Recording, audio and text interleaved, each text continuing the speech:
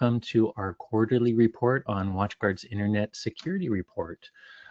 We'll jump right in, but one thing I want to mention right away is you actually get a lucky preview of it in this webinar. The report is not released yet. It will come out next week, probably October 9th. So this is just giving you the highlights. We can't share the report yet, but you'll be able to download the copy that has all the extra information we talk about next week, coming very soon. So moving on, just to introduce ourselves, my name is Corey Nachreiner. I'm the CSO or CISO. CISO is pretty synonymous with CSO here at WatchGuard. I run security at WatchGuard. Before that, I've been at WatchGuard for quite a long time. I was part of the threat research and strategy team as the director, previously as the CTO, where I led security evangelism in the threat lab, which is still the threat lab that we're talking about today. But joining me is my right-hand man, who also moved over to the security side of things at WatchGuard, Marc. Why don't you introduce yourself, Marc? Thanks, Corey. And yeah, thanks everyone for hopping on to this webinar today. Like Corey mentioned, I'm Marc. I run the security operations team alongside Corey. And along with Corey and I, we have quite a few other contributors to this report that help go through all of the data that we gather every single quarter from our security services, find the interesting trends, and then write about not just the trends, but actionable guidance on how to defend against what we're seeing there. So it's not just us, and in fact, it's only minorly us. Trevor and Ryan on our team do a ton of the data analysis and the writing work also. Real quick, Corey, you have been here a long time. You're employee number what? Like 20? Oh gosh, it's way under that now. I'm probably like 3. I think I know a manager that's been in our warehouse for a long time and one engineer. Yeah, it's been a while, I guess. Next time we have one of these webinars, I'm going to sneak Corey's very first employee picture in here instead of this Oh more current God, one. that'd be crazy. But anyways, Corey, you want to walk us through our agenda today? Absolutely. So first of all, the whole point of the Internet Security Report, just to give you a high-level overview before the agenda, is really about us trying to act as your kind of graybeard security guru. If you think about like the oldest tree, if you cut that sucker open, by the way, sad, don't do that to an old tree. They're living life forms. Yeah, But that's you dark. see those, I know, it's so dark.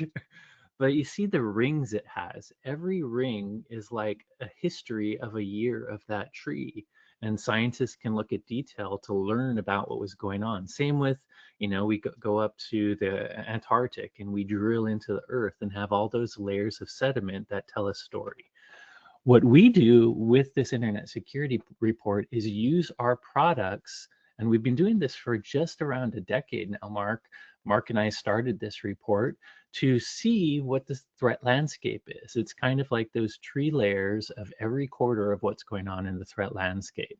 So really that product data is primary interesting data we get every year or every quarter, and we analyze it to figure out what's going on so that we can be that scientific graybeard guru to talk about what we saw happening in the past to hopefully change our defenses and get better at avoiding any of the issues that are likely to come in the future.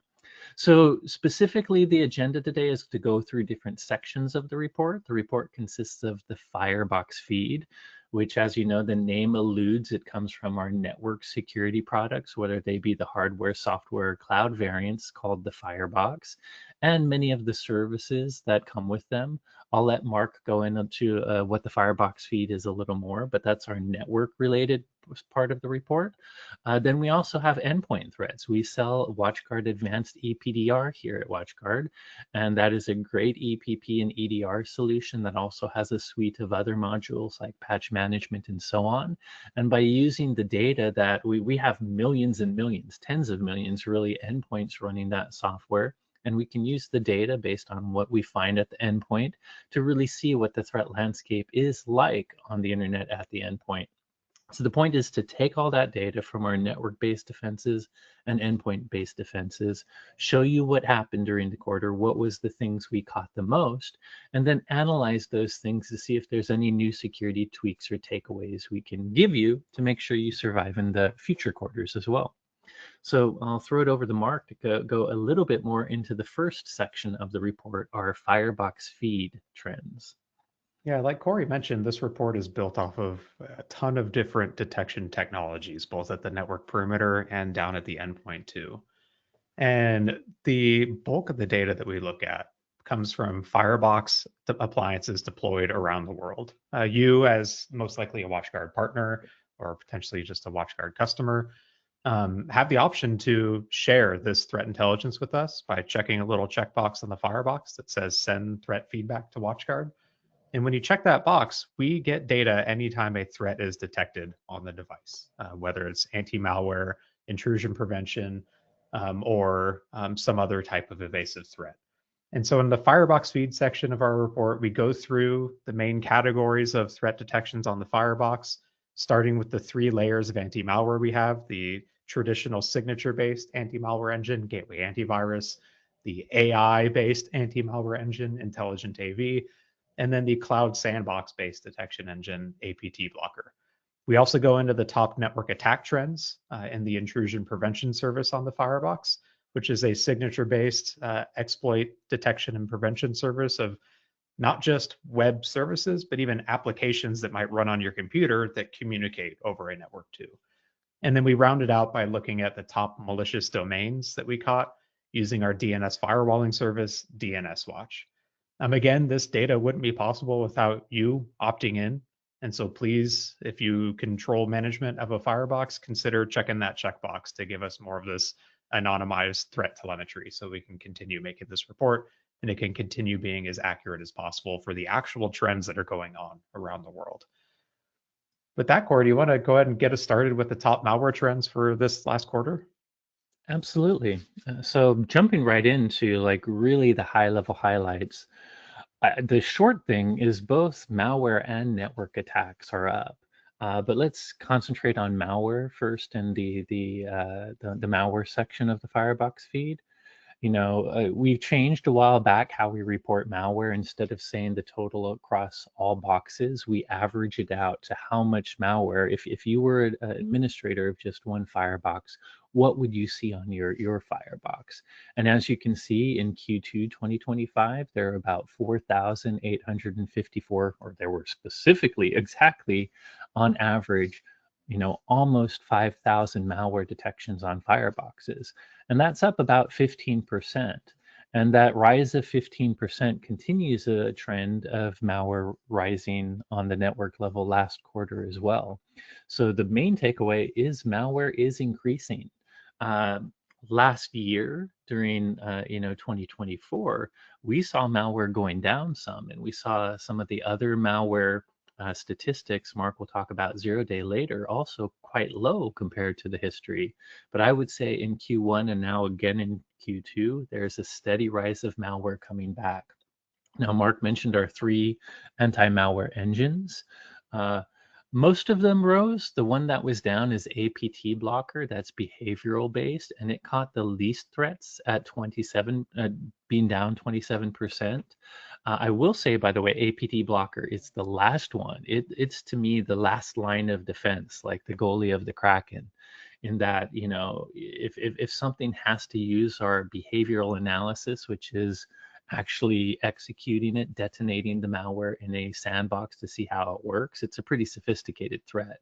So in some senses, it's good that it's down because other proactive services are catching things. Normal signature-based malware is up, by the way, 85%, quite a bit. But to me, the standout is still Intelligence AV, which over the last 3 quarters has been really rising. Intelligent AV, as you know, is our machine learning or AI-based proactive malware detection. So that's up to 4. It's really the majority of malware is being detected by Intelligent AV, 4,094 on average per device. So that is the big story. We keep on talking about, if you listen to our 443 podcast or us or other speakers on other webinars, you probably know AI is posing, a lot of productivity benefit, but a risk in security too.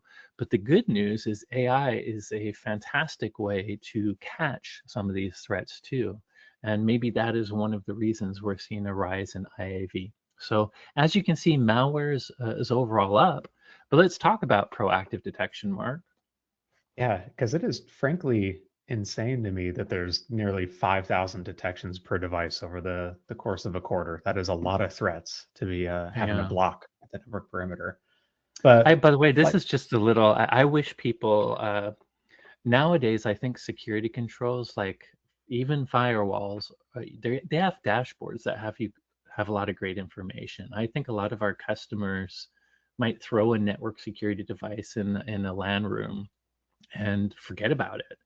And sometimes you don't really know what it's doing for you. And if you actually saw 5,000 malware variants being or hits on malware every quarter, it's a it makes you realize that that quiet thing that's just running in your LAN room that you may sometimes mostly ignore is actually doing something pretty important. yeah, agreed. One of the other trends that we track every single quarter is what we call the zero-day malware number. Quick disclaimer, this is different than a zero-day exploit, which is a attack against a unpatched vulnerability. So when we talk about zero-day malware, we mean malware that can get past signature-based antivirus services because it either doesn't have a signature because it's brand new, or more commonly because attackers have used some obfuscation or evasion tool to help it get past those traditional legacy anti-malware services. And for this quarter, it was down just slightly, but I guess mostly flat from quarter one at right around 76% of malware detections as zero-day malware, meaning if you're only relying on traditional legacy signature-based anti-malware services, you're missing three-quarters of all the malware threats that are out there. By the way, That you number said goes up. that over three quarters.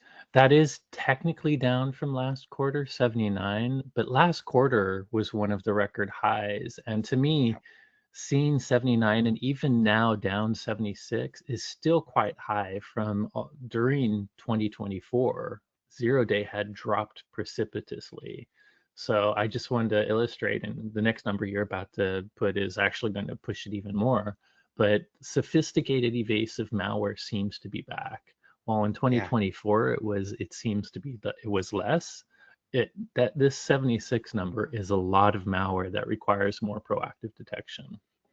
And when we look at threats that came over a encrypted connection, so like HTTPS, for example, which is the overwhelming majority of internet traffic, that number jumped up to 89% this quarter, which is up even more from what it was in quarter one. And the reality is that second number, the 89%, is probably closer to reality for what all detections would be because the overwhelming majority of internet traffic is encrypted these days. Yeah. Unfortunately, it's still only a small fraction, somewhere between 10 to 20% of I fireboxes one actually. fifth is what Trevor put in his report, so 20%. Around 20% of fireboxes actually decrypt HTTPS traffic to inspect it. And that's a feature that just comes free with the device itself. It's not even bound by a license. But like understandably, there is a little bit of setup in it. It's not just a checkbox. You have to take care of certificate management, but it's one where you get a massive return on investment for security by taking the time to set it up.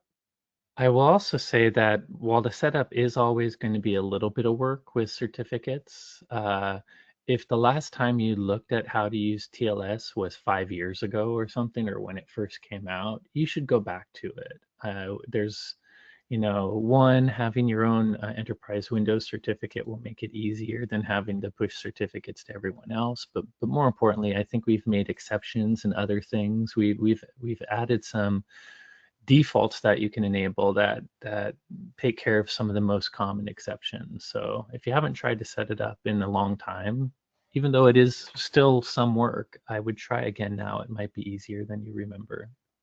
Yeah. Before we jump into the top malware threats by volume, a question just popped in, and I want to again encourage everyone to send your questions as we go, and we'll answer them as we can. It was saying they're currently using Microsoft Defender antivirus. They want to add WatchGuard EDR on top of that, and they're also looking at WatchGuard ThreatSync Plus NDR. They're curious if running all three is overkill, or if that is a good solution. I'd say that is the exact thing that we'd recommend Yeah. of layers of security. First, let's like if I were to go into more detail before mentioning NDR, which to me adds an even different type of protection. So I agree with Mark, all three layers are good. I A lot of the endpoint products make a differentiation between EPP, which stands for endpoint protection, and I think of that as mostly enterprise antivirus. It's EPP is all about blocking malware pre-execution, trying to stop malware, mostly that you already know about, before it can even execute at all. But we live in and by the way, the basic versions of Defender are that. You can get Advanced Defender, which has extra EDR capability, but if you're using the basic licenses for Defender, you're not really getting the most advanced endpoint yet. So that's why if you're using basic Defender, I actually think WatchGuard's EDR side, EDR stands for endpoint detection and response. And what it really gives you is post-execution malware prevention, detection, and response. And the point is, and this zero-day number is a good example, that malware is getting more sophisticated where a signature is not going to catch it. And sometimes even another technique may not catch it fast enough to prevent it from executing. But just because a process is just executed doesn't mean the game is over for the defender. There's lots of things we can do for paying attention to process injection. There's using indicators of attack for what might happen after malware runs or when it's trying to run scripts. There's lots of things EDR adds that can catch malware post detection. And in this world where a lot of malware gets past signatures, that EDR addition is a big deal. So my point is, I don't think Defender, if you're using the base licenses or the cheapest versions of Defender, you need EDR. So I think it pairs very well with WatchGuard EDR. And just so people know, ThreatSync plus NDR isn't endpoint based. It's more paying attention to not just Firebox network traffic, but it can be your switches, it could be your M365 environment, and it's looking for really high-end network anomalies. Like if you ask the question later on in our network section when we're talking about IPS, well, I have network IPS. Do I need NDR? Yeah, it's a extra, like NDR to me is the APT blocker on a network level. IPS can catch threats that are known.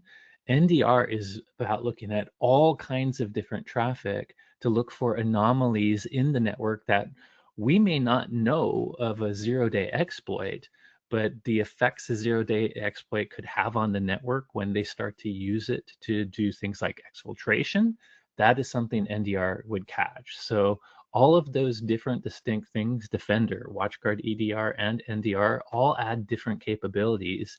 And really, for the more sophisticated world, it's really the EDR and the NDR that you really need to survive nowadays. It makes the difference between that one threat getting through and you not knowing about it until 6 months later versus the one threat that gets through, but bam, it's found and remediated within minutes.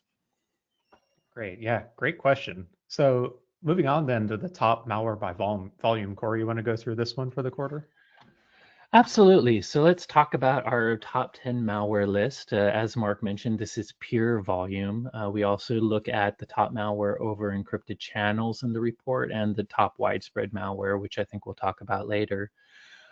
This list, you can see first of all right away what has been on the list before, because a lot of it has come from last quarter or quarters past and remains there, although it may move around, and what's new. But let's start at the very high level. The first high level trend that or you can see here is out of the 10 entries, 7 of them are droppers.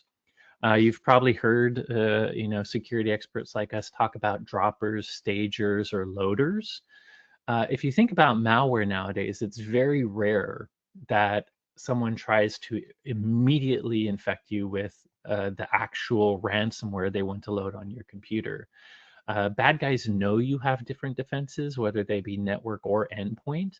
So what they tend to do is create these much smaller little malicious samples in evasive matter called droppers, loaders, and stagers. And there might be some slight differentiation in technical details there. But at the highest level, all of these things are trying to find that foothold in your computer. They're smaller and newer, so they might be evasive to things like signatures. When a dropper gets on your computer, It's called a dropper because it's going to download something else. And that other thing it downloads that it may load even in a multi-staged way is it's doing that download to try to evade your defenses. And some droppers may even try to figure out ways if they can disable your local security before they go. So the key thing here is at a network level, what we're seeing is mostly droppers. And this is not this is to kind of be expected, because at a network level, if we block the dropper, the malware is not even going to make it on your computer. So if the only time the actual child payload like a ransomware variant would show up is if the first stages of the attack were successful. So historically, we have seen mostly droppers on a network level, and that's a good thing because we're blocking the first stage of the attack. Talking about standouts, I would say one of the new things is Trojan VBA agent.biz. People that follow the report and actually pay attention to these weird virus names might recognize a similarity. And we did have a Trojan.agent VBS. Both of those, the VBA or VBS, both stand for Visual Basic. And VBS has been on our list forever. .biz is really a new variant of Trojan Agent VBS. And at the end of the day, the Visual Basic is actually tied to macros, which is Visual Basic is used for macro processing and Office documents. So that is a malicious Office document using malicious macros to try to infect your users. So very similar to an old one, Visual or Trojan Agent VBS, but just a new variant of it. Another notable entry is probably HEUR, which stands for heuristics.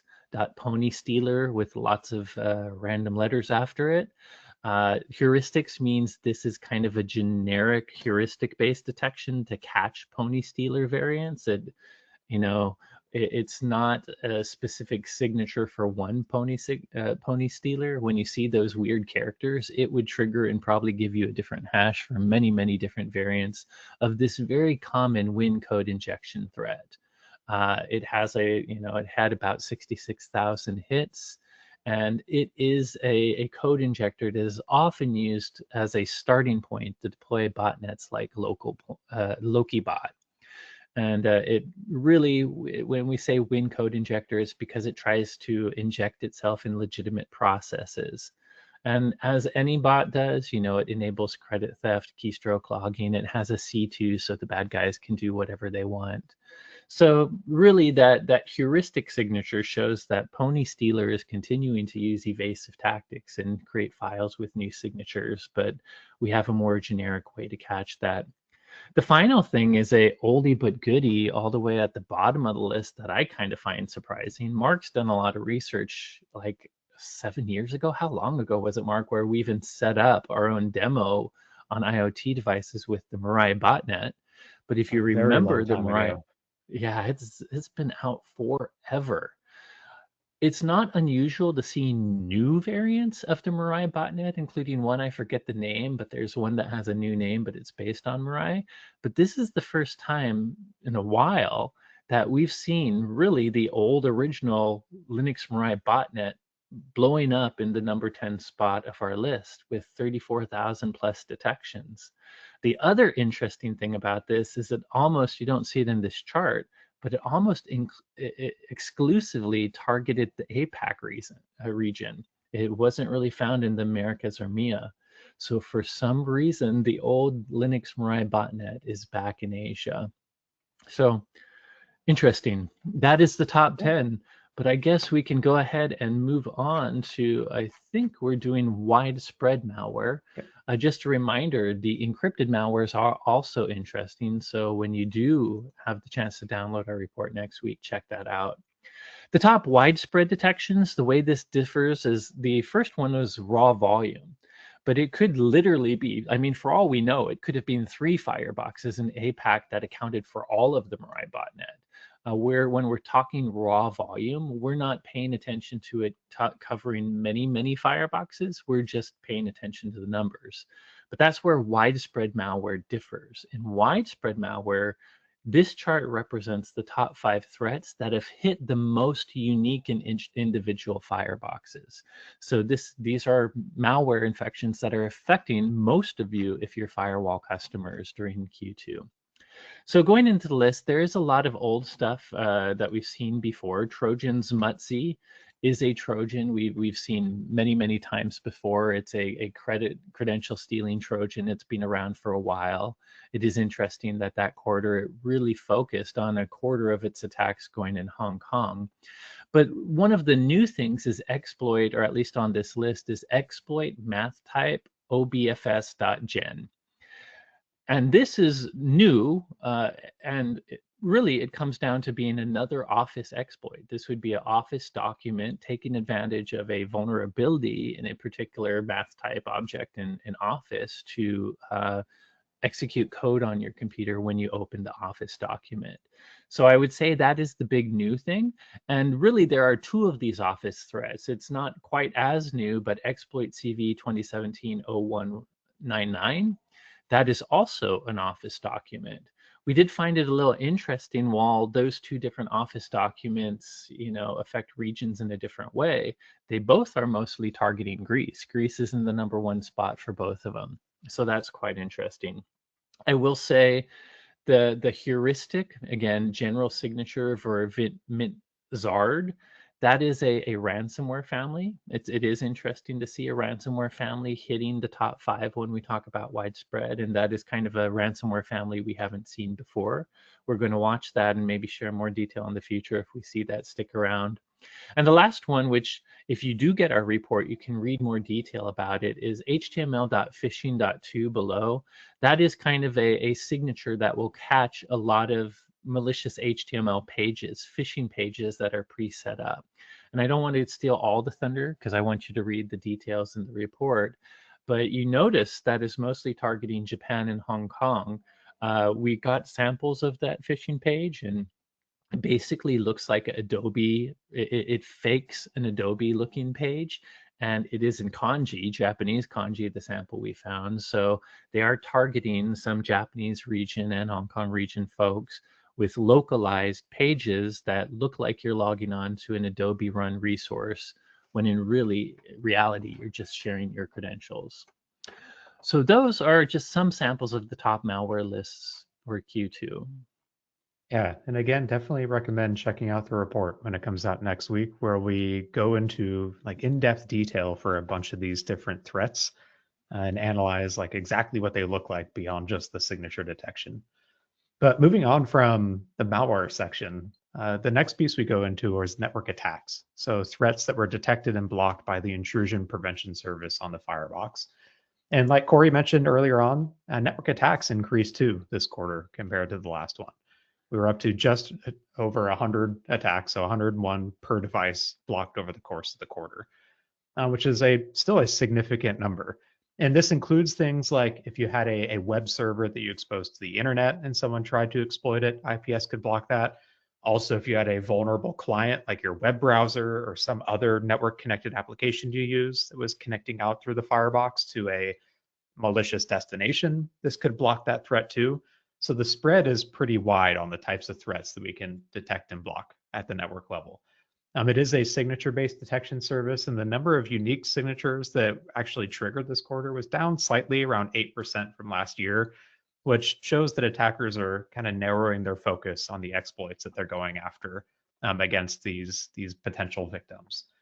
But if we go into the top 10 list for the quarter, for those that have followed these webinars that we do every quarter, or maybe read the report every quarter, you'll already know the network attack section, it tends to stay relatively similar for at least the top 10. There seems to be 10 or 20 or so exploits that attackers really favor on an ongoing basis, probably plugged into like an automated scanner or attack tool that they try and just blast on any exposed service they can on the internet. So there's not usually a whole lot of shifting around in the top 10, but there are still some interesting trends we can pull out of it. Like, for example, the number 1 threat this quarter, which was against an exploit against the .cms like content management server, went up from number 2 last quarter to the number 1 this one. Another threat that's been around ever since the vulnerabilities were first patched in 2001 is the proxy logon threats for Exchange on-premises servers. That one's slowly starting to drop back down the list. It was really high in volume for quite a while, but as more and more organizations either finally patch their Exchange servers, which hopefully they already have a long time ago, or more likely started moving to Microsoft 365 for cloud-hosted email, its popularity seems to be trending downward slowly, but still high in volume. There was one new signature in the top 10 this quarter. There was a new SQL injection signature that we added, and it showed up almost immediately at number 6 for this quarter after us having not seen it at all, even in the top 50 in previous reports. It is a generic signature, meaning it's designed to catch a lot of different types of SQL injection against many different types of applications. So we can't point to like one specific individual web app or vulnerable service for it, but it does still show that these kind of basic types, as I would call them, web attacks are still popular by threat actors. SQL injection, cross-site scripting, directory traversal, we still see a lot of these in the top 10 feed quarter after quarter as attackers go after traditionally basic flaws in applications. In the report, we go beyond the top 10 because that's where it tends to get even more interesting in the network attack section. There were actually quite a few new ones this quarter that you'll see when you do take a look at the report. One I would highlight is we had a recent vulnerability in Adobe Cold Fusion pop up. It was a CVE from 2023, so only about a year and a half, couple years old or so. And in a content management application that a lot of SMBs might use within their organizations, we saw that one show up in the top 50 list, being hit quite heavily by threat actors. Also beyond the top 10 by volume, when we look at the most widespread network attacks, there was a brand new addition in there for a signature designed to catch obfuscated JavaScript-based exploit kits. And that showed up for the first time in the top 50 this quarter and immediately went to number 3 in the most widespread. And really interestingly, 43% of fireboxes in the United States had a detection for the signature. It was almost entirely US targeted, with EMEA and APAC based countries far, far behind in detection rates. So there seemed to be some sort of obfuscated JavaScript threat that was primarily targeting US-based organizations, either as a watering hole attack, or sometimes these can even be delivered over like a phishing email, for example. Beyond the network attacks, the last section that we have in the Firebox feed is where we dive into the top malicious domains that we detected using our DNS firewall service, DNS Watch. And there's a bunch of different categories that we can flag these threats as, but the 3 main ones that we highlight every quarter are malware domains, which are involved in either distributing or command and control for a malware-based threat, phishing domains, which is pretty self-explanatory, or compromised domains, which are legitimate websites or web services that an attacker has exploited a vulnerability in to compromise it and host their own malicious content on it. We commonly see like WordPress websites show up in here, where if they had an out-of-date plugin with a vulnerability, an attacker could exploit that to secretly load their own malicious page somewhere unlinked on that site. So legitimate users may not ever see that malicious content, but the attacker can piggyback off the good reputation of that site, send phishing victims or Google advertisement camping victims directly to that link, and potentially succeed in delivering that threat to the victims. There wasn't a whole lot of change in the top malicious domains this quarter. There were a few new additions in the malware threats, for example, related to a Darkgate malware campaign that started in January of 2024. Darkgate, quick refresher, it's a loader malware that also acts as a remote access Trojan, but most importantly, it's a commodity malware. It is a malware as a service that you as a malware operator don't need any development skills to run. You can just go on the dark web, purchase a license for this, and use your own and deliver it to potential victims without needing to develop the code or maintain the code yourself. All of the domains you see at the bottom that start with RQ are all associated with a coin loader malware attack. It's a crypto miner that we saw first show up in our feed again in early 2024, but remains a popular attack that threat actors are targeting SMBs with. When it came to compromised websites, both of the new additions were from a Binance-based Ether hiding attack that started in 2024. Ether hiding is where attackers put malicious PowerShell or JavaScript on a blockchain, in this case, the Binance blockchain, which is immutable, meaning once it's in there, you can't just like delete that entry out of the blockchain. So it's a permanent hosting environment for malicious code. They can then use JavaScript libraries that can interact with that blockchain, put those on a compromised or malicious website. So when a victim visits that site, the JavaScript goes and grabs the content out of that immutable blockchain and displays it or tricks the victim into downloading and running it on their computer.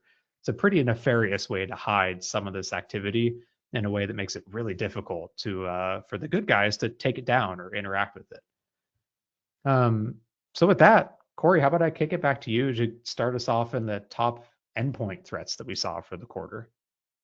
Oh, yeah, easy peasy. As Mark mentioned, now we're moving to things that both our current WatchGuard EPDR and to some extent anyone that still has Adaptive Defense 360 catch. The first thing I will share is the way we report numbers is a bit different in the endpoint section. We literally have tens of millions of endpoints, which is tons of data. So when we get a quarterly view of it, we get a sampling of that data. So all of the numbers here represent the amount of things detected for 100,000 machines. Obviously, we're seeing it on millions and millions of machines, but it's hard to really analyze data at that level. So this sampling, we believe, is a statistical representation for the millions of machines, but just know everything you're seeing here is hits per 100,000 machines. The first thing we saw is just talking about total overall malware volume. On the endpoint side, it's down. You know, we don't have any direct evidence to show because not all of our endpoints are behind fireboxes. We have customers that have fireboxes, some that don't. But as you know, most workers are remote working now, so they could be anywhere. But if network malware detection is high, it makes sense that endpoint malware detection wouldn't have to catch as much of the slack. So that's one possibility. But as you can see here, over the last year, other than the one quarter that it was pretty high, for the last 3 quarters, malware detection has dropped and mostly plateaued. It is technically down this quarter a little bit. I think it's 3.8% or something like that, but not as high as it was in the past. However, if you look at new and unique threats on the next slide, that chart shows a different story. So even though malware is down, one of the themes you saw from our endpoint, our malware network section, was that evasive and sophisticated malware is up. Usually that means new, unique malware that hasn't been seen before. One statistic we look at here is new and unique malware found at the endpoint. So while volume is going down, the amount of unique malware seen at endpoints has risen quite a bit. Even when malware was up 4 quarters ago, we didn't have as many unique threats as we do this quarter at that high. So just know, even though malware is technically down with endpoints detection-wise, we're seeing a lot more sophisticated and new stuff, which probably takes more modern detection rather than just known signatures. Moving on to some of the details, do you know in the endpoint section, we do have a full top 10 list, which we don't show here. But there's a couple of trends we saw on the top 10 list. I'll start with a few before what I'm showing on this slide. One is we keep on seeing configure worm. And by the way, believe it or not, it's slightly related to this slide. The configure worm is really like a decade-old worm that has been widespread forever. So that keeps on popping up. But and by the way, one little interesting thing about the configure worm among its spreading capability is USB spreading. But one of the big things we saw this quarter in the top 10 was 3 threats were related to a USB originated infection chain. Before I talk about that, I will remind you last quarter, we saw 2 files in the top 10 associated with a campaign called Tangerine Turkey, which was also a USB originated infection chain, that meaning it could infect USB storage devices and spread that way, that would load a coin miner. So that happened in Q1, but this is a different one. The three threats I'm talking about are pump bench, a pump bench helper file, so still pump bench, just a different file associated with it, and high reps. So those are things we saw in our top 10 list. And all of those were first detected, or at least released a research analysis by Mandiant in late 2020. And they talked about this infection chain that starts with download, like high reps and pump bench are basically a downloader, same as a dropper, or a remote access Trojan that allows you to download more things. And they were both parts of an infection chain that eventually would install a coin miner called XMRig, a well-known coin miner. So the main takeaway we're trying to make here is, remember, USB is a threat. We'll talk about more of that lately, but I will say one interesting fact: ransomware and coin miners are down quite a bit in Q2. We don't cover that in this presentation, but you'll see that later. But besides, despite coin miners being down, it is interesting to see a specific USB originating infection chain that involves coin miners showing up in the top 10 regardless of that. One thing I don't know, like, why would these coin miner threats be associated with USB? We don't have any evidence proving this, but if you think about it, people that do use cryptocurrency, they're going to want wallets, preferably hardware wallets, and they're essentially USBs that have storage. So it does kind of make sense that that type of device would be plugged into computers that would do coin mining and have cryptocurrency transactions. So that might be one of the reasons. But later on, we'll talk about defenses. But the key here is, in the top 10, know that we're seeing USB spreading malware picking up a little bit. Mark, I think you have a few other things to share in the endpoint section. Yeah, once I get off mute. I don't know about you, Corey, but I feel like I've always felt like USB based threats for that kind of, like, I don't know, Jason Bourne kind of Yeah. yeah, it's Stuxnet scary, but literally yeah. used it, but that's like nation state top of the, yeah. But the reality is, like, a malicious thumb drive just shipped to an unsuspecting victim is a great and well used intrusion vector by a lot of threat actors these days. It's been Like proven many times. you'll see some threat actors go like buy a bunch of like SanDisk thumb drives. They will compromise them, repackage them in legitimate looking packaging, put them in a legitimate looking Amazon box, and then just ship it to a victim's address. And that victim thinks, oh, look, I got a free thumb drive because someone screwed up. Plug it in their Or computer, and now marketing. This boom. must be a solicitation thing, but hey, I got a free thumb drive out of it. Exactly. That's why it's so scary and still actually practical for threat actors. But beyond the Absolutely. malicious thumb drives, one of the things that we track every quarter in the report is what is what are the top attack vectors for malware delivery? So, like, what is the first technique or tactic they use to kick off that malware attack?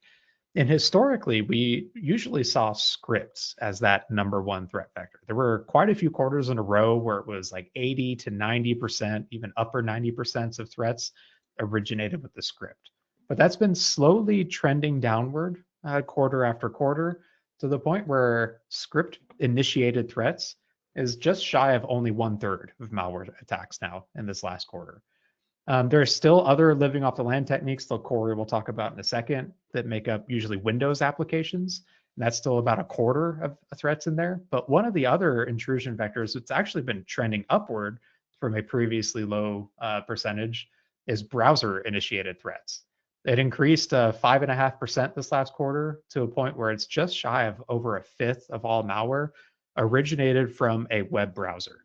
Let me break that down to the type of browser. Chrome, as you might expect, is the majority at like 57%. Edge is a bit behind at 38%. Firefox is at 11%, which I found surprising considering their market share is quite a bit lower than that. Like, I thought I was the only Firefox user left in the world, but it's still making up 11% of malware infections, which is interesting. And there's a few different ways that a browser could be exploited or attacked. in order to kick off a malware attack. We see drive-by download attacks pretty frequently. It could just be if you haven't updated your Internet Explorer in a while, mostly because Internet Explorer doesn't get updates anymore, and you get tricked into visiting a malicious site or a watering hole attack. They can fingerprint your browser, identify a vulnerability in it, and easily exploit that to deliver malware onto your endpoint. That seems to be a more and more popular technique that seems to be growing. But even beyond that, there's a few others that I think Corey will dive into more detail here on attack vectors Yeah. too. So just so you know, we're trying to the endpoint section probably it has so many sections that we don't even cover in the presentation. So we're trying to give you a taster report, but also have you go look at it. So for every one that Mark just showed of those vectors, we have a deeper list of the specific applications in those vectors, like he gave for the browser example with, Chrome being way up there. But browser-based vulnerabilities growing is a big deal over scripts, but the second two things are Windows binaries and remote access things. And to me, I combine scripts and Windows binaries a little in my head. Windows binaries, by the way, when we say LOLBAS, it stands for Living Off the Land Binaries and Scripts. And between scripts and legitimate Windows programs, that makes up living off the land attacks, which at the high level are using legitimate things that are part of your system or operating system to do bad things. And they're scary types of attacks. But browsers drive-by downloads are starting to take over. But another thing we see growing, and me and Mark have mentioned in many of our thought leadership, is remote access is being attacked as well. So I thought it would be interesting to point out, remote access as growing too. What are the actual remote access apps that are most targeted?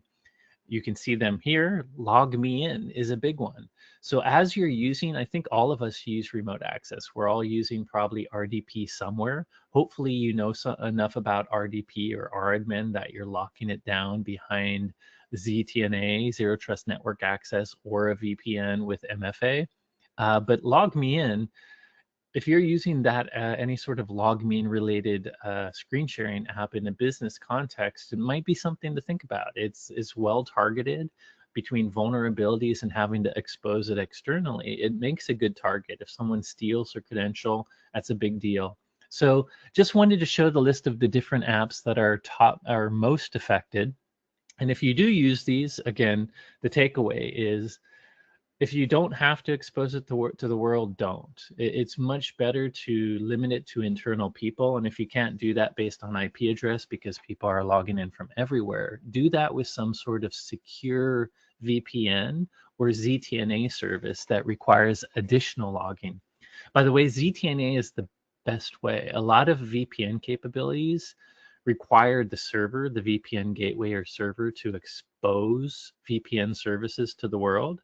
But with ZTNA, because it's a cloud-based type of attack, even though whoever hosts the ZTNA for you becomes somewhat of a target, your infrastructure does not have to expose a port. It becomes an inside-out connection between the clients. And so ZTNA is a great way to have some sort of pre-authentication that's not going to expose network services to the world. You can then use these remote screen sharing things on top of. I did also think it'd be a little bit interesting to look at the Windows binaries that are most exploited for living off the land type of attacks. The ones we expect are things like command, cmd.exe, which is the command prompt in Windows, which does show up on the list with about 15%. And by the way, we talk about PowerShell. PowerShell is by far the most exploited script, and the PowerShell is usually launched through the command line. But some of the other ones you see here are things like just Explorer itself, the file browsing capability of this is, by the way, isn't Microsoft Explorer. This is the actual Explorer in Windows. We also see VPC, which is the process that parses and runs Visual Basic script. So is likely related to scripting. MS Edge becomes one of the binaries being exploited. But then interesting things like scheduled tasks, which makes sense. Scheduled task is a task scheduler, but you can probably guess how a malicious actor might use that. So thought I would highlight a few of those, but let's go ahead and move on to the rest, Mark.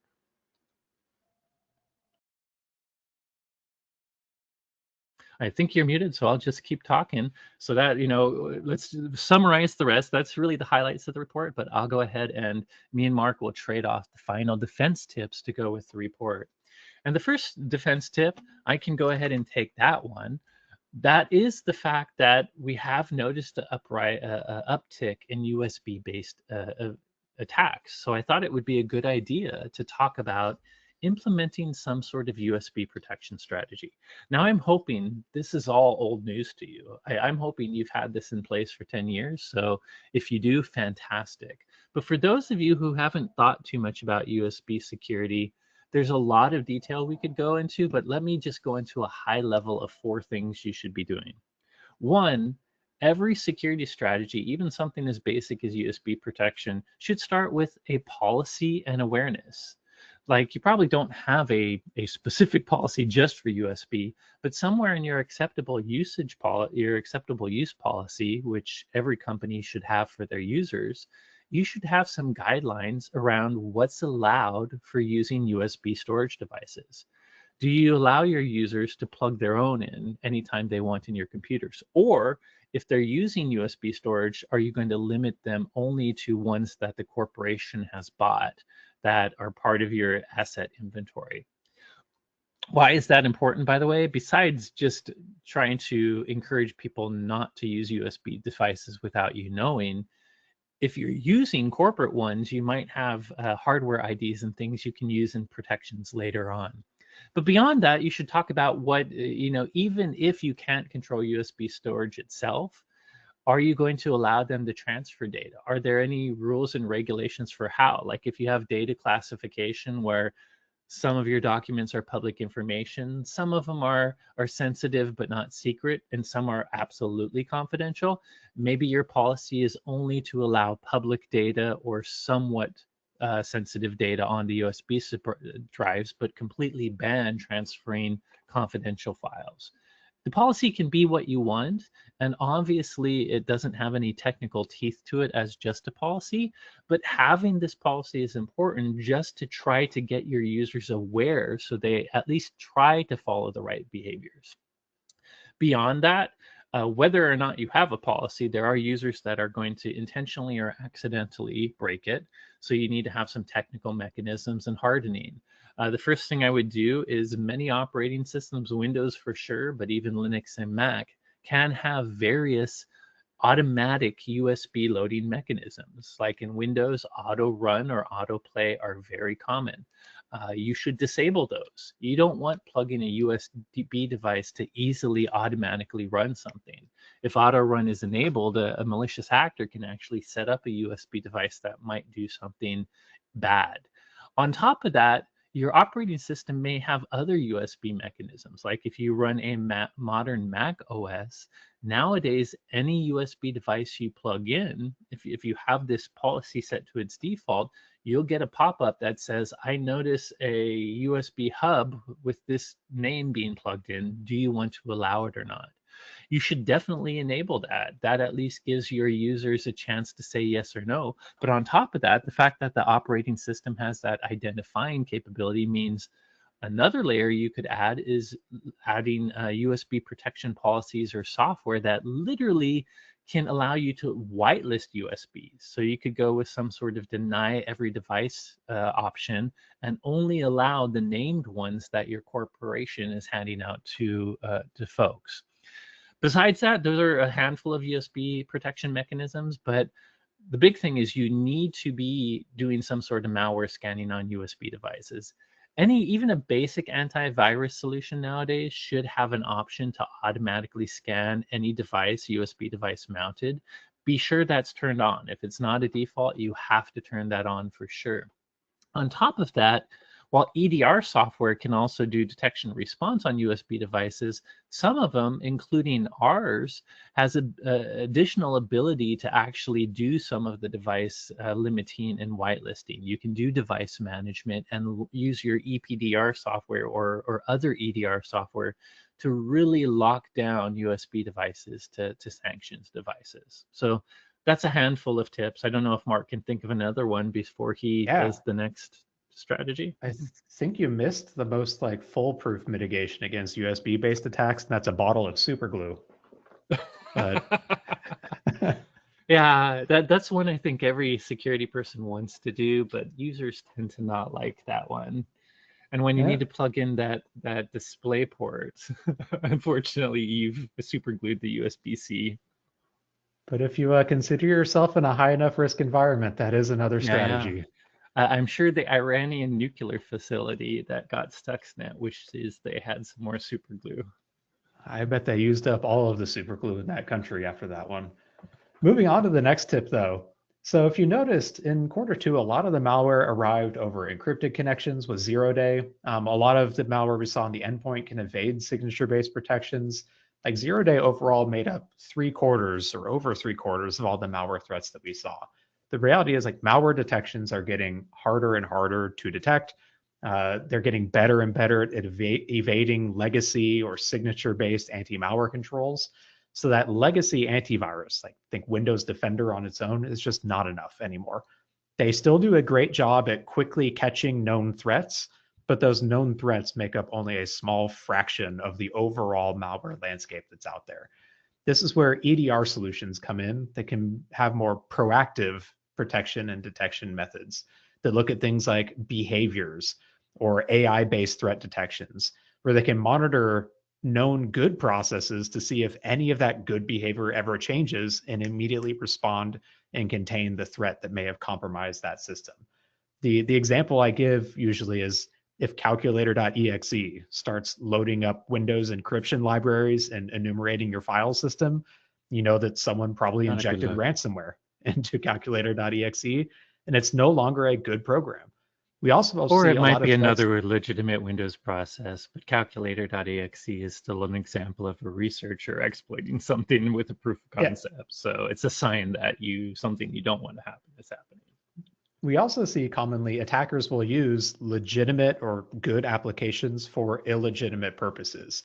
Bring your own driver attacks are really popular, where they'll use a vulnerable driver from a legitimate application, sometimes even Microsoft Defender itself, and they'll use that to load a malicious library into memory.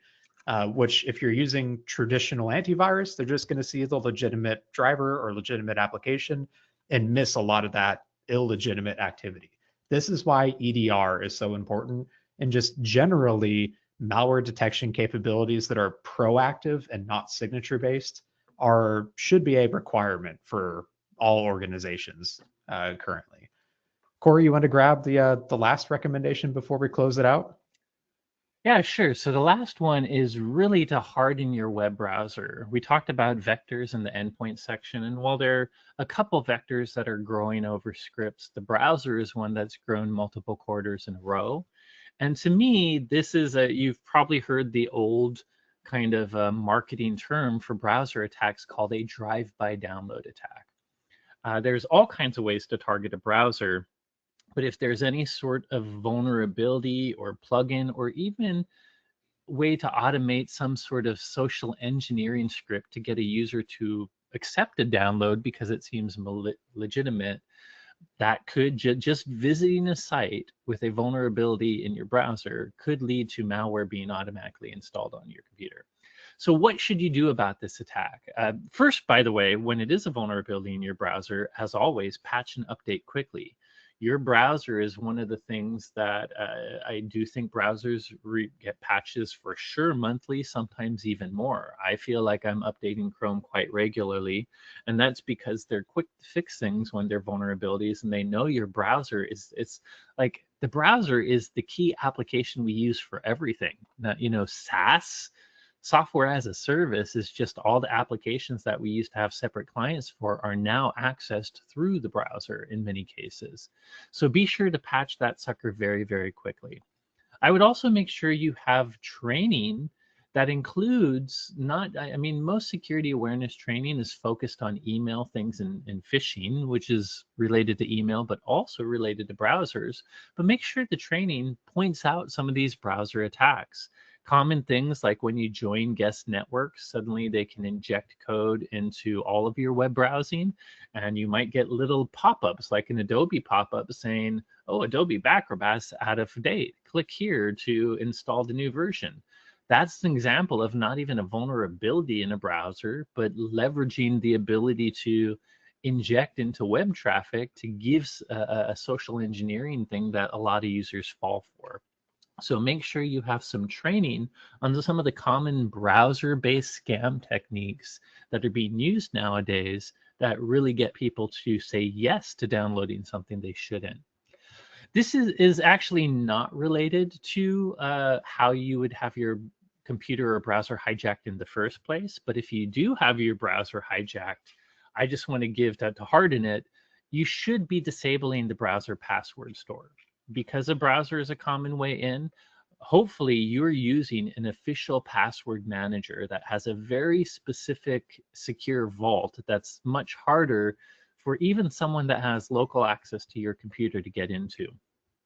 Browsers, I know why they're doing this. It's a nice thing. Most of our passwords, we enter them in our browser. And because we suck at passwords, it's good to offer a password store so that you can encourage people to use random passwords they don't remember.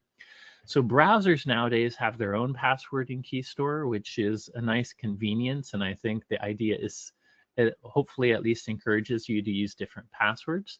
The problem with the password store is if a browser password store is if a user ever gets access to your computer, they have everything they need to get into that password store because you as the user need the browser to have everything it needs. You know, they might encrypt a file and have data stored in a certain file that can't be accessed without a key. But there's also going to be another place where an attacker that already has control of your computer can figure out that key and use it. So the long story short is the browser password store is not as strong as a password manager that will use a different encryption often in a cloud store. So I just recommend disabling this password store because if a bad guy does get control of your browser, it's one way they can use that password store to get control of everything else you do. The final two tips are strange because they're contradicting. The first I'll use is minimize the use of external plugins or extensions. The browser itself is something you have to patch, but another way that attackers have found their way into browsers is through the use of malicious extensions. And while a lot of browsers have kind of official repository that they try to keep clean of malicious extensions, they don't always do that well. So you have to be very careful when you're adding extensions to browsers. Now, I think you have to use extensions nowadays. Most password managers require a browser extension, so I can't say don't use them. I would say only get it from the official and curated repository and think about every extension you add. If your user is looking for, like, say, a YouTube downloader, those are high risk and might come with bad stuff. So be careful with that. Having said that, my final pro tip that I really like involves an extension. So of the extensions I recommend, there's ones like NoScript or ScriptSafe, depending on the browser you use. We have pointed out in the malware section and many other places that scripts are often how malicious activity starts, especially JavaScript when you're going to websites in a browser. So every site in the world is probably going to require JavaScript. So you do have to allow it at official sites. But what I like is ScriptSafe and NoScript take a default action of NoScript, like the name suggests. They won't let JavaScript or VB script or any sort of active scripting run. But they allow a very easy way that when you're running this extension for the first week, over time, you're going to have to say, you're going to have to make exceptions to Microsoft, to WatchGuard, to all the sites you go to, but you're only making exceptions to the sites you trust, your bank, your security vendor, the sites you know well. The issue is a compromised site, a site you trust can sometimes have, like if you ever look at NoScript, when you go to one site like CNN, you're actually connecting to something like 100 domains. There's script running from other ad domains, from all kinds of different partners, from different frameworks. And over time, with something like NoScript, you're going to allow things like the core WatchGuard, CNN, Microsoft, whatever site it is to run. But by default, you'll still be blocking tens of domains that that site uses for things that may not be important to you for whatever you don't necessarily have to see the ad. You don't necessarily have to have their analytics working in the background for you to get what you need from the site.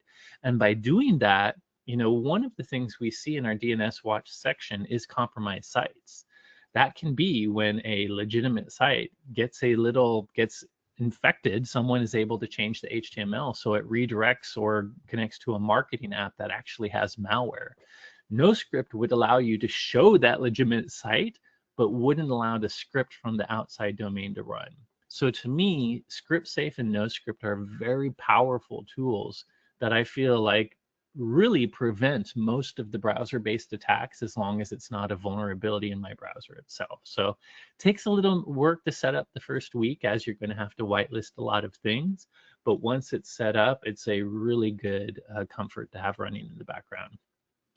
So thanks for hanging out with us over time. I think Marc will close us off, but sorry for going Yeah, it over looks a bit. like there was only one question that we didn't answer. It was someone, more of a comment, that it would be very helpful to have a deep dive video on HTTPS deep packet inspection, as we call it. I agree. So Oh, first cool. off, our product documentation has a very helpful guide in our knowledge base to get that set up.